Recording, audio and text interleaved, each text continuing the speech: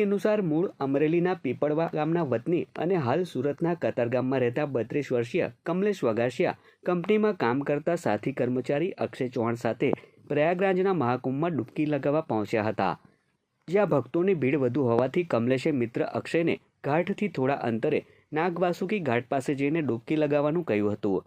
બંને ઘાટથી થોડા દૂર સ્નાન માટે પહોંચ્યા હતા, જ્યાં પહોંચી એક ડૂબકી લગાવે અને બીજો વિડીયો બનાવે તે પ્રકારે નિર્ણય કર્યો હતો. પહેલા કમલેશભાઈએ ડૂબકી લગાવવા સંગમમાં ઉતર્યા હતા.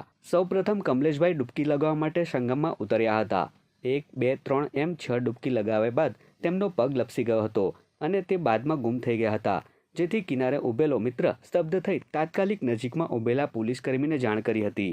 જે બાદ ફાયર અને એનડીઆરએફની ટીમને જાણ કરતા શોધખોળ હાથ ધરવામાં આવી હતી. તો બીજી તરફ આ મામલે પરિવારને જાણ થતાં તેઓ ઉપર આવ ફાટી પડ્યું હતું. જોકે આજે 14 દિવસ બાદ પણ કમલેશ વગાસિયાની કોઈ ભાણ મળી ન હતી. બનાવના પગલે કમલેશનો મોટો ભાઈ અને અન્ય એક પરિવારજન પ્રયાગરાજ પહોંચ્યા હતા.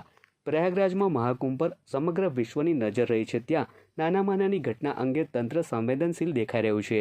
આ તરફ સુરત ખાતે મૃતકના પરિવાર દ્વારા બેસણું અને બારમું પણ કરવામાં આવ્યું હતું.